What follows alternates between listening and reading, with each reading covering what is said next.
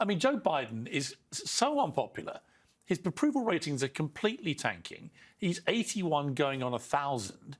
Why wouldn't Trump be able to beat him? Well, Biden is a stable corpse and a corpse we know. But my sense of the upcoming election, assuming that it will be Trump versus Biden, is that it's sort of like walking into a restaurant and the menu will have two options on it. One is a thin bowl of gruel that you've already eaten half of.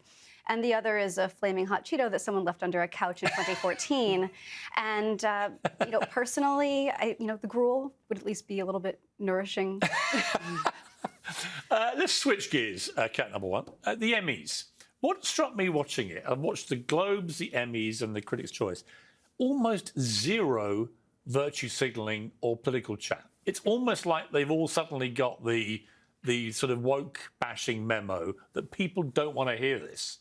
What's going on? Yeah, I think especially people don't want to hear it from Hollywood celebrities because essentially what it always felt like to me and what it felt like, I think, to a lot of people is not only do I have more money than you and not only am I better looking than you and not only do I have all these things you don't have, I'm a better person than you too. Yes. And I'm going to tell you how bad you are. And it's just so...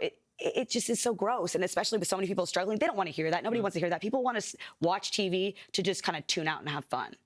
Do you agree, Kat? I mean, what's happened? Why have they stopped yapping at us all? I think people are starting to get kind of tired of being scolded by the Hollywood elite. I think Kat's right about that. What I'm interested to see, I think the real sign of the vibe shift will be what happens at the Oscars. I agree. It's been very political for the past several years. If that is where they kind of change course, I think that will signal that we're done with this particular moment. It's also quite telling to me that the only massive news story that none of them have felt compelled to speak out about is the Israel-Hamas war. Almost like they're all too terrified to stick their head over any parapet with that war. I've been struck by that. None of them have broken ranks whatsoever. It'd be interesting if they do at the Oscars. Let's turn to two of my favourite people, Harry and Meghan.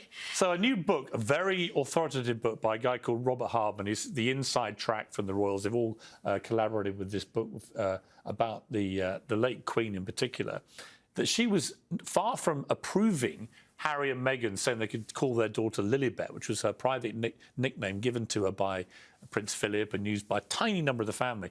She was furious and really upset. Another whopper from the Sussex Whopper machine. And it's got to be so frustrating because one of my favorite things about my family, the people in my family, is I know I can tell them anything and they're going to not, even if we're fighting, they're not going to share that, right? Yes. They took family secrets and exposed everything. They don't seem to have any relationship with their family other than as a cash cow. Is how it probably can I say quickly, and they lied about it. I mean, repeatedly. Most of this stuff seems to be untrue.